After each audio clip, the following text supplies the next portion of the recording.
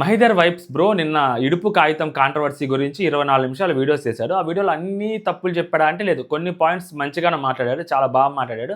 ఒక 3 పాయింట్స్ తప్పు మాట్లాడాడు. ఒకటి ప్రియదర్శి గురించి, అండ్ నెక్స్ట్ బలగం సినిమా గురించి, అండ్ థర్డ్ వచ్చేసరికి తెలంగాణ ప్రజల గురించి, తెలంగాణ మొత్తం గురించి. సో అది ఓవర్ స్టేట్మెంట్ ఏమో అని అనిపించింది. ఆల్రెడీ ఒక కాంట్రవర్సీ నడుస్తుంది. ఎవడో ఒక పనికిమాలినోడు ఒక ట్వీట్ పెట్టేసరికి దాన్ని పట్టుకొని అటు సైడ్ వాళ్ళు ఇటు సైడ్ వాళ్ళు మాట్లాడుకుంటూ అవసరంగా ప్రజల్ని రెచ్చగొట్టేలాగా మాట్లాడుతున్నారు అని ఒక పక్క మనం మాట్లాడుకుంటే వీలైతే దాన్ని తగ్గించే ప్రయత్నం చేయాలి కానీ సో దాన్ని మళ్ళీ ఇంకొంచెం దాని పుండు మీద కారం చల్లేలాగా మాట్లాడకూడదేమో అని అనిపించింది. సో అటువంటి టైంలో మనోడు మాట్లాడాడు. సో దాని గురించి వీడియోలో మాట్లాడుకున్నాం. దానికంటే ముందు ఫస్ట్ తెలంగాణ ఏర్పడడానికి కారణం ఏంటి? సో తెలంగాణ ప్రాంతానికి సంబంధించిన వెనుకబడిన జిల్లాలు అభివృద్ధి చెందట్లేదు ఉమ్మడి ఆంధ్రప్రదేశ్లో. తెలంగాణ రాష్ట్రం విడిగా ఏర్పడితే తప్పితే ఆ వెనుకబడిన జిల్లాలకు అభివృద్ధి జరగదు అక్కడ అని చెప్పి సో కొట్లాడి పోరాడి తెలంగాణ తెచ్చుకున్నారు. అది వన్ ఆఫ్ ద రీజనే. సో తెచ్చుకున్న 12 ఏళ్ళు అయిపోయింది. సో ఎవరి బతుకు వాళ్ళు బతుకుతున్నారు. ఓకేనా? వాళ్ళ జీవితాలు వాళ్ళు బతుకుతున్నారు. మన జీవితాలు ఇక్కడ మనం బతుకుతున్నాం. సో ఇలా 15 నుంచి నేను తెలంగాణలో ఉంటున్నా. నేను అక్కడ హోటల్లో రిసెప్షనిస్ట్గా చేశాను, అసిస్టెంట్ డైరెక్టర్గా చేశాను, నెక్స్ట్ కోర్స్ నేర్చుకున్నాను, నా స్టార్టప్ కంపెనీస్లో చేశాను, ఎంఎన్సీలో కూడా పనిచేశాను. అలా 2015 నుంచి అక్కడే ఉంటున్నా.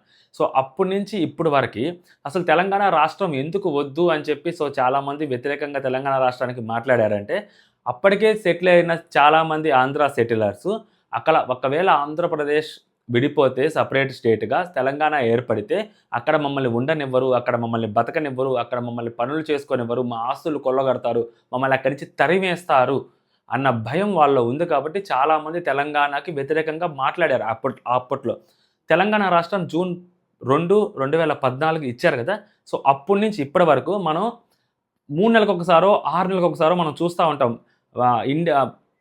ఇండియన్స్ని అమెరికన్స్ కాల్ చేశారు, చంపేశారు, ఇలా మనం వింటూనే ఉంటాం. 2014 జూన్ 2 కదా తెలంగాణ రాష్ట్రం ఏర్పడింది. అప్పటి నుంచి ఇప్పుడు దాకా ఏ ఆంధ్ర వాడినైనా తెలంగాణ వాడు కొట్టి చంపేశాడు, లేదా ఏ ఆంధ్ర వాడి ఆస్తి అయినా తెలంగాణ వాడు దోచేశాడు, ఏ ఆంధ్ర వాడి ఇల్లు అయినా తెలంగాణ వాడు తగలబెట్టేశాడు. ఇలాంటి వార్తలు మనం ఎప్పుడైనా విన్నామా, చూసామా ఎక్కడైనా? ఇన్ని సంవత్సరాల్లో నేను 2015 నుంచి తెలంగాణలో ఉంటున్నా, హైదరాబాద్లో ఉంటున్నా. ఎప్పుడు కూడా నాకు అలాంటి డిస్క్రిమినేషన్ ఎప్పుడు ఎదురు కాలేదు. ఇప్పుడు మనం నార్త్ సౌత్ డిస్క్రిమినేషన్ ఉంటుంది. మన సౌత్ వాళ్ళు నార్త్కి వెళ్తే ఆ డిస్క్రిమినేషన్ చూపిస్తారు. అదే మనం తమిళనాడుకి వెళ్తే ఆ డిస్క్రిమినేషన్ చూపిస్తారు. అదే మనం కర్ణాటకకి వెళ్తే ఆ డిస్క్రిమినేషన్ చూపిస్తారు. బట్ నేను హైదరాబాద్లో ఉంటున్నాను కదా, ఆ డిస్క్రిమినేషన్ ఎక్కడ చూపించలేదే. నేను పనిచేసిన హోటల్లో మేనేజర్ తెలంగాణ వ్యక్తే. సో నేను ఏదైతే స్టార్టప్లో చేసానో అక్కడ ఆ స్టార్టప్ సీఈఓ తెలంగాణ వ్యక్తి, అక్కడ ఉన్న వాళ్ళందరూ చాలామంది తెలంగాణ వాళ్ళే. సో అలా చాలామంది మనం ఆంధ్ర వాళ్ళు అక్కడ పని చేసుకుంటూనే ఉన్నాం హైదరాబాద్లో. ఎప్పుడైనా ఎక్కడైనా మనకి వీడు తెలంగాణ వాడు, వీడు ఆంధ్ర వాడు అన్న ఫీలింగ్ ఎక్కడైనా చూపెట్టారా? ఎప్పుడైనా మాట్లాడారా? ఎటువంటి సిట్యువేషన్లో కూడా నేను ఆంధ్ర ఓన్ని అని చెప్పి నా మీద డిస్క్రిమినేషన్ చూపించలేదు. నాకు తెలంగాణ స్లాంగ్ మాట్లాడడం రాదు కదా. సో నేను బస్సులో వెళ్తున్నప్పుడు ఇంకొక ప్లేస్లోనే నేను నార్మల్ యాస మాట్లాడుతూ ఉంటా. మరి అలా మాట్లాడుతున్నప్పుడు ఈ తెలంగాణ మాట్లాడట్లేదురా, ఈయన్ని ఇంకేదైనా చెయ్యాలరా, లేకపోతే ఈయన్ని తిట్టాలరా, ఈయన మీద సెటైర్లు వేయాలరా అని ఎక్కడ ఎప్పుడు కూడా కనీసం మాటలు కూడా మాట్లాడలేదు. మేబీ పాలకులు మాట్లాడుతుండొచ్చు, రాజకీయ నాయకులు మాట్లాడుతుండొచ్చు, వాళ్ళ పార్టీల అస్తిత్వాన్ని కాపాడుకోవడం కోసం, వాళ్ళ సర్వైవల్ కోసం మాట్లాడుకుంటూ ఉండొచ్చు.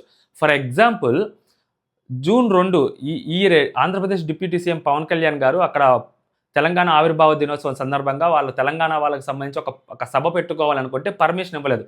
చాలామంది రాజకీయ నాయకులు, ప్రొఫెసర్లు, జర్నలిస్టులు చాలామంది ఆయన తిట్టారు, ఇష్టం వచ్చేట్టు మాట్లాడారు. నువ్వు ఆంధ్ర ఓడివి, నువ్వు ఇక్కడ ఎలా వస్తావు, ఇక్కడ ఎలా పోటీ చేస్తావు, ఇక్కడ ఎలా పార్టీ నడుపుతావు అని చెప్పి చాలామంది మాట్లాడారు. నీ ఆంధ్రకు పో నువ్వు అని చెప్పి మాట్లాడిన వాళ్ళు కూడా చాలామంది ఉన్నారు. కట్ చేస్తే ఒక వారం రోజులకో 10 రోజులకో ఆయన హనుమకొండలో ఒక అనారోగ్యంతో బాధపడుతున్న ఒక పిల్లోడు ఆయన అభిమాని అయితే ఆ అభిమానిని చూడడానికి ఆయన ఇంటికి వెళ్ళారు. హనుమకొండ మొత్తం వచ్చారు జనాలు. హనుమకొండ ఏ ప్రాంతంలో ఉంది? తెలంగాణ ప్రాంతంలో ఉందా లేదా? సో పాలకులు మాట్లాడిన వారం రోజులు కూడా గడవలేదు. జర్నలిస్టులు మాట్లాడి కూడా వారం రోజులు గడవలేదు. పెద్ద పెద్ద ప్రొఫెసర్లు, మేధావులు మాట్లాడి కూడా వారం రోజులు గడవలేదు. ఆయన చూడడం కోసం జనాలు వచ్చారు. ఆంధ్రప్రదేశ్ డిప్యూటీ సీఎంని మనం చూడడానికి వెళ్ళేది, పవన్ కళ్యాణ్ ఆంధ్ర ఓడు, అతన్ని చూడడానికి మనం వెళ్ళేది ఏంది అని ఎవరు అనుకోలేదు కదా. సో ప్రజలు వేరు, పాలకులు వేరు. ప్రజలు వేరు, ఆ జర్నలిస్టులు వేరు. సో ప్రజలకు తెలుసు ఇప్పుడు తెలంగాణ ప్రజలు ఎవరు ఆంధ్ర వాళ్ళ మీద హేట్రేట్ చూపించారు. ఎందుకు చూపించారంటే ఇప్పుడు తెలంగాణ నీళ్లు, నిధులు, నియామకాలు. సో ఇప్పుడు తెలంగాణ ప్రజలకి తెలంగాణ గవర్నమెంట్ ఏర్పడిన తర్వాత ఇప్పటి వరకు అక్కడ ఏదైనా గవర్నమెంట్ ఉద్యోగాలకి నోటిఫికేషన్ రిలీజ్ చేస్తే తెలంగాణ స్థానికత ఉన్న వాళ్ళు మాత్రమే అప్లై చేస్తారు. ఇప్పుడు మొన్న డిఎస్సి జరిగింది, ఆంధ్రాలో జరిగింది, అక్కడ తెలంగాణలో జరిగింది. తెలంగాణలో వచ్చి ఆంధ్రాలో రాశారా? ఆంధ్ర వాళ్ళు వెళ్ళి తెలంగాణలో రాస్తే వాళ్ళకి ఉద్యోగాలు ఇచ్చారా? ఇవ్వట్లేదు కదా! సో, ఆంధ్ర వాళ్ళు అవ్వచ్చు, లేకుంటే వేరే వేరే స్టేట్‌లో ఉన్న వాళ్ళు ఎవ్వరైనా గానీ అక్కడికి వచ్చి పని చేసుకునేది ప్రైవేట్ సెక్టార్స్‌లో పని చేసుకుంటారు.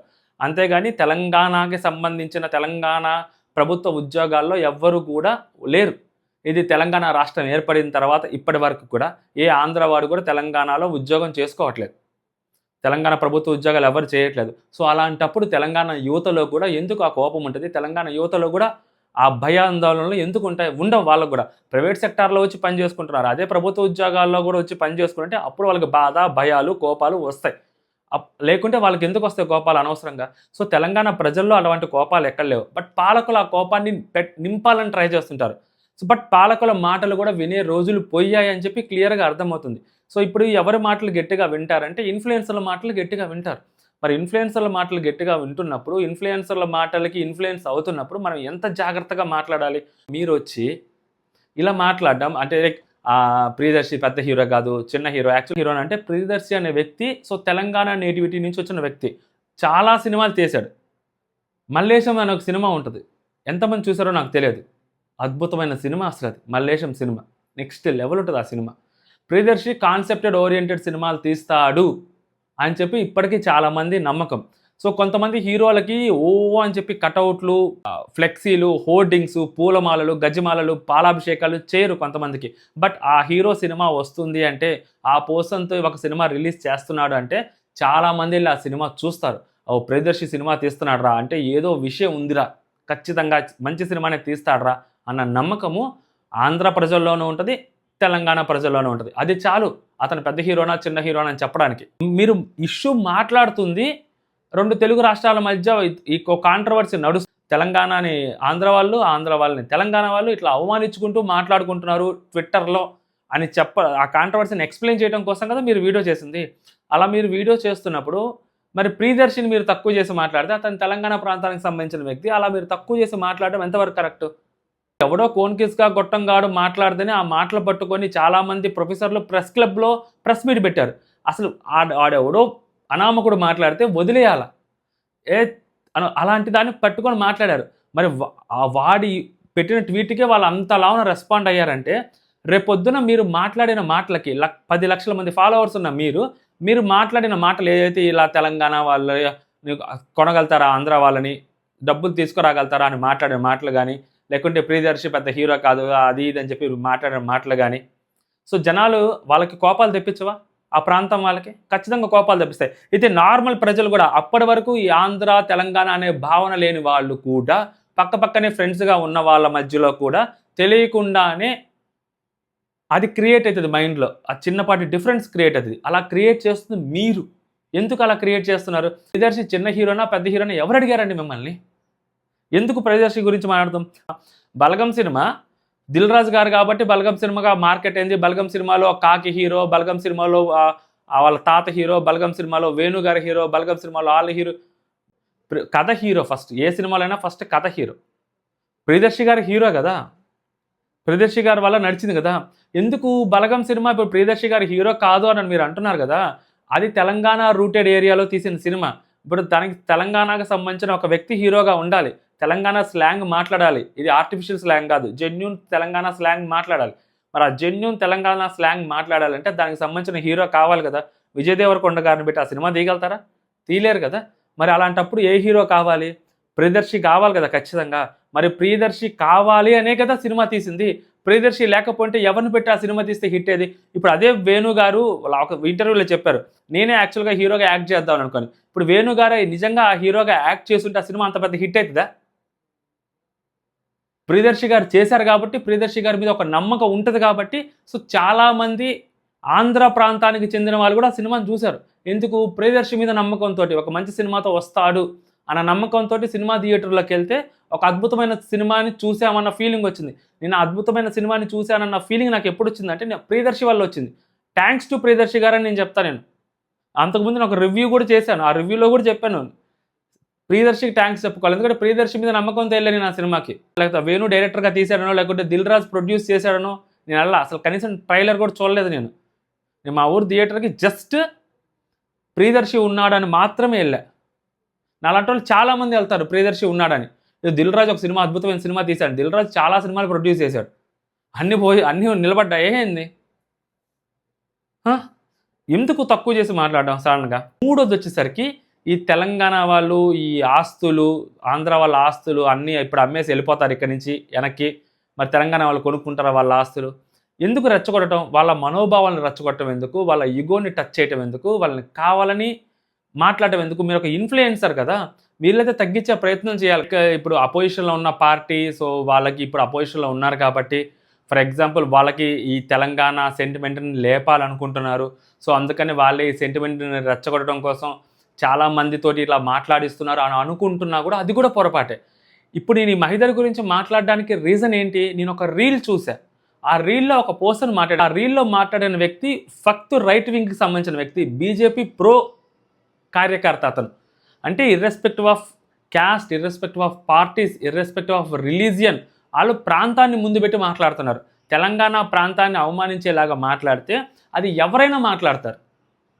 సో అలాంటిది మీలాంటి పెద్ద పెద్ద ఇన్ఫ్లుయెన్సర్లు మాట్లాడితే అది ఇంకా జనాల్లోకి ఈజీగా వెళ్ళుద్ది కాబట్టి, ఒక అన్రెస్ట్ క్రియేట్ అవుతుంది కాబట్టి, ఆంధ్ర తెలంగాణ వాళ్ళ మధ్య ఇంకా గొడవ పెంచేలాగా ఉంటుంది కాబట్టి అలాంటి వాళ్ళు వచ్చి మాట్లాడుతున్నారు. ఇప్పుడు వాళ్ళందరూ బీఆర్ఎస్ కార్యకర్తలు అనలేం కదా మనం.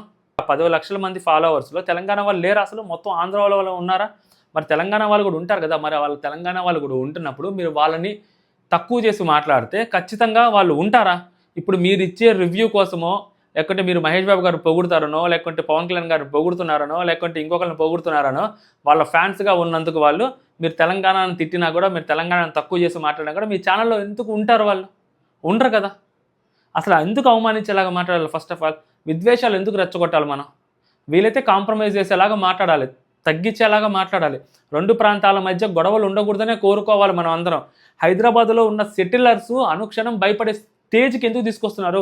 వాళ్ళు దర్జాగా స్వచ్ఛందంగా వాళ్ళు బయటకు వెళ్ళి తిరుగుతున్నారు, ఇంటికి వస్తున్నారు, పడుకుంటున్నారు, వాళ్ళ పనులు వాళ్ళు చేసుకుంటున్నారు. వాళ్ళని ఎందుకు బిక్కున భయంతో బతికేలాగా చేస్తారు? ఎందుకు అలాంటి పరిస్థితులు ఎందుకు తీసుకురావాలని ట్రై చేస్తున్నారు? నిన్ను వెళ్ళిపోమంటారు, నువ్వు వెళ్ళిపోతావు. ఇంకా మిగిలిన వాళ్ళు అక్కడ ఉంటారు కదా, ఇల్లులు కట్టుకున్న వాళ్ళు, ఆస్తులు సంపాదించుకున్న వాళ్ళు, అక్కడే ఉంటున్న వాళ్ళు. నీకు నాకు ఏముండదు, మనం అద్దిల్లు ఖాళీ చేసి వచ్చేస్తాం. బట్ వాళ్ళు ఉంటారు కదా, వాళ్ళు ఉండాలి కదా. దీన్ని నెక్స్ట్ లెవెల్కి తీసుకెళ్తే ఫస్ట్ ఇబ్బందులు పడేది అక్కడున్న ఆంధ్ర సెటిలర్సే. మనం ఆలోచించాలి కదా, అక్కడున్న వాళ్ళని ఇబ్బంది పెట్టకూడదు.